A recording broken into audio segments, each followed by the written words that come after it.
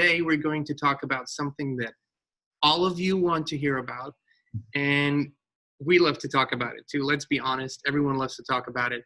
How to manifest money, okay? Abundance, prosperity, the big bucks, the big things.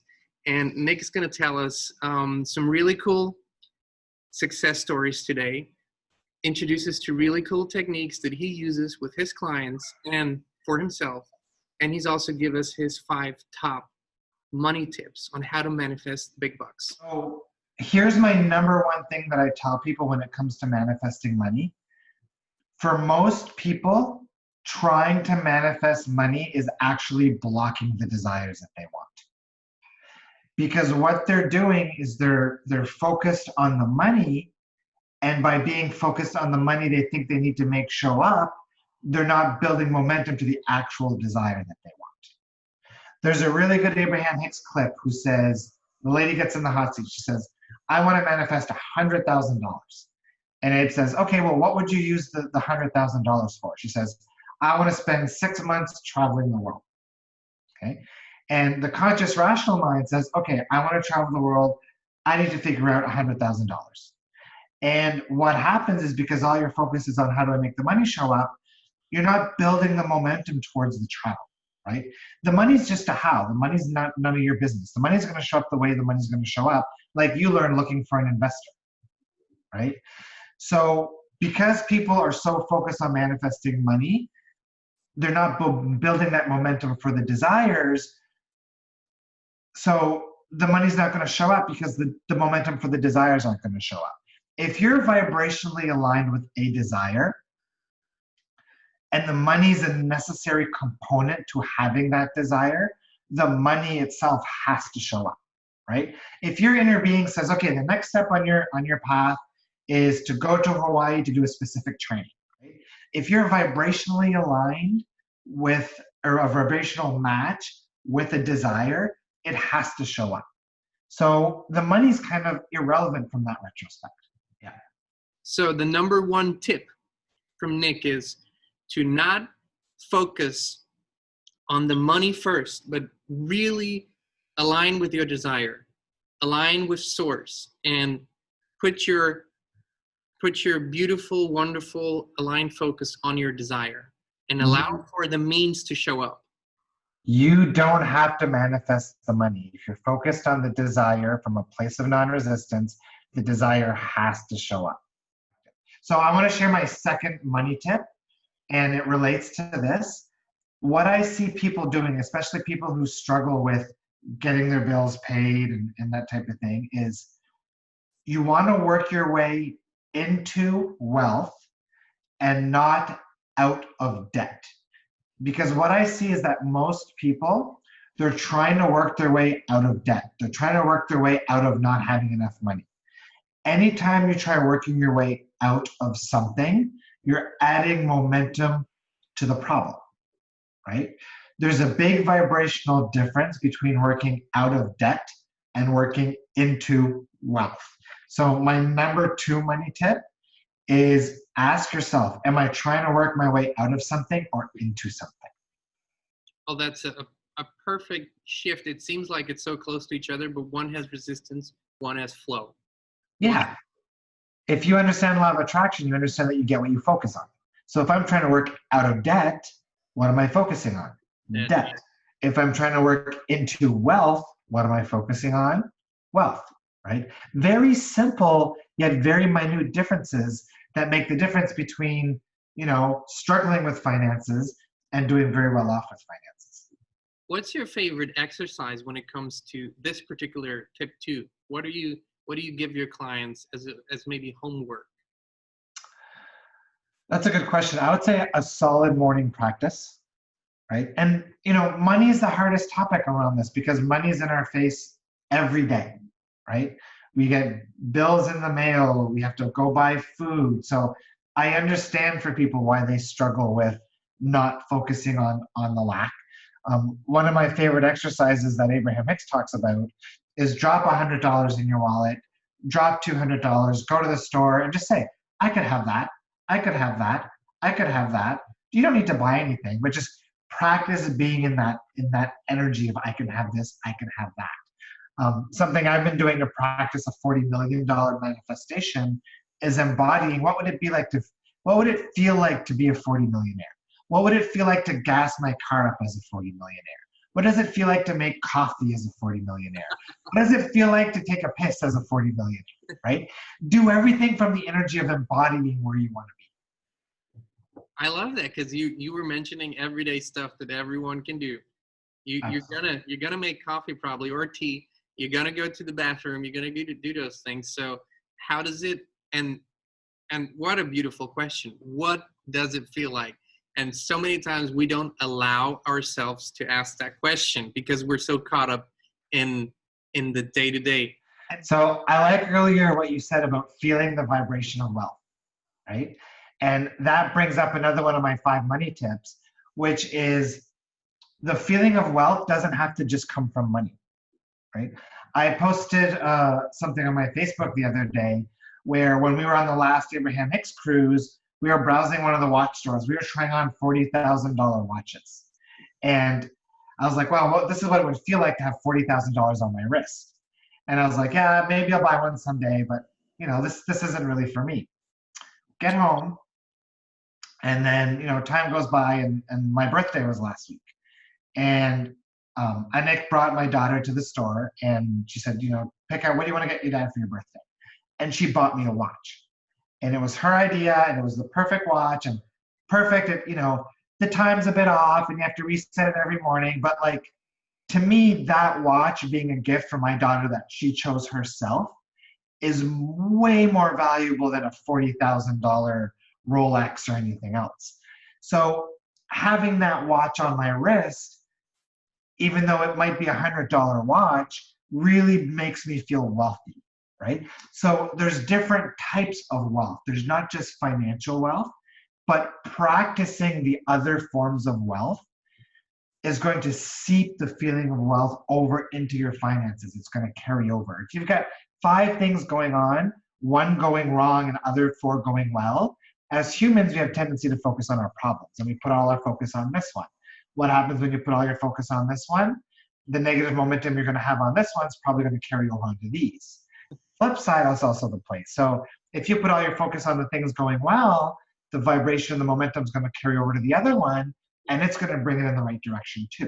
And that applies to wealth. So I think that's the 3rd tip or the 4th tip, 3rd tip is practice the vibration of wealth in the love that you have with your family, the wealth of friendships, the wealth of free time you might have, right? And that'll carry over into your finances. Well, I can so relate to this, Nick. As a dad, I mean, that is unconditional wealth that you have received and unconditional love. So I can totally relate to that, having had those gifts and cherishing them. And practicing the vibration of wealth brings me to one important question is, and the teachers in the past that, whether it was Neville Goddard or Wayne Dyer or whether it's Abraham, they all bring us back to one so important thing, which is our imagination. How to practice wealth is, yes, you can go out and test drive that car and do that and go into the store and try on the stuff. And that all is, to me, it's a practice in wealth thing. But your imagination, there are no limitations to what you can imagine. And what is your favorite, do you go into meditation? What is your favorite practice for imagining and feeling your way into the situation desired? Yeah, so I feel like one step beyond imagination is what I call embodiment. And I've actually got a free meditation in my e-course, nickbreau.com/e-course, which is called the Desire Embodiment Meditation. And it takes you through a process where you're actively feeling out that desire with all 5 of your senses. The important thing to do when you do these types of imagining or embodiment exercises is to make sure you're feeling everything in present tense as if you already have it, as if you're already experiencing it. I've got a series of embodiment processes I give my clients. I came up with I call it a protocol. I call it the Into Existence Protocol. I shared that with my collective group, where for 5 days, they embody their desire in 5 different ways. So day 1, you write about your desire. You embody it through writing. Day 2, you embody it through speaking. So you open up your voice recorder and you speak the desire into existence. On day 3, you use that embodiment meditation I was talking about. I forget what day 4, day 5 off the top of my head, but it's a process where you're embodying the desires in all these different ways. I love the word embodiment. It's a into existence process. Very, very beautiful. And I think we are landing at number 4 at Nick's money tips. And that's if you, for whatever reason, just got coffee and we're distracted for a little while. That's what we're talking about today, is how to manifest money. So number 4 is watch out for the current reality loop. So the current reality loop is when you continue to observe a circumstance, you focus on a circumstance, resulting in you getting more of that circumstance. So let's say that every month I owe $10,000 in debt. If I keep observing $10,000 in debt, $10,000 in debt, if I keep observing my current reality circumstance, I'm just going to loop back into more of that because that's what I'm focusing on. And Abraham Hicks, on the whole last Caribbean cruise, he kept talking about, you got to get out ahead of it. You got to get out ahead of it. You got to get out ahead of it. And that's where the daydreaming is so important, is focusing on where you want to be more than focusing on where you currently stand. And to speaking, you said reality loop and getting out of that current reality loop. One thing that we all have done or do is we speak about our reality to people as if it is something that is, chiseled in stone. And I would say, quit talking about it. If that is something that you're already moved out of because you have a new desire, quit talking about it. Quit talking about your current reality. And Abraham says so many times, well, you don't have to go into the details of your desire with anybody else, but you can say, I feel so good and so aligned on the path that I'm on, which there is no one that can dispute that because this is how you feel. And that's just a practical addition to this reality loop or getting out of that, which I think is such an important thing to, to shift over. Yeah, earlier this week I posted a meme, and on that meme I said, how does your unmanifested desire feel? If the unmanifested desire brings positive emotions and it feels good, then odds are that you're creating positive momentum towards it. If the unmanifested desire brings up resistance, fear, lack, negative emotion, that means you've probably got some resistance to work through. And today, as we speak about money, Nick has 5 tips, and we have already talked about 4 of them. So Nick, what is your number 5 tip for manifesting the big bucks? The last one is dealing with the biggest source of resistance, typically when it comes to money, which is the emotion of stuckness. So remember that manifestation needs to be a vibrational match to the way you feel. The main dominant vibration of money would be freedom, because how would you feel if you had lots of money? Freedom. Why is it that you want a whole bunch of money? Because you feel stuck, right? So it's working your way out of the stuck feeling into that feeling of freedom. And one of the reframes I like to remind people of is where stuckness comes from. The energy, the vibration, the emotion of stuckness comes from when your conscious mind can't figure out a path from here to here, right? So when you can't figure out how to get the job, you can't figure out how to make the money show up, that's when you feel stuck. But the path from here to here is not about the path the conscious mind creates. It's about understanding that achieving this is about becoming a vibrational match to it. And once you understand that it's just about being a vibrational match to it, and you're the only one that has any control over your vibration, you then understand that you're never truly stuck. And stuck isn't even possible. You're never stuck. You're just continually re-experiencing the same thing over and over because you're not shifting your vibration and your focus. So that final tip is, if you feel like you're dominantly in the feeling of stuckness, start working yourself out of the vibration of feeling stuck into the vibration of freedom. Thank you, Nick, for taking the time. Thank you for your 5 tips, the stories that you shared, the inspiration that you've given us. And thank you, inspired friends, for tuning in today.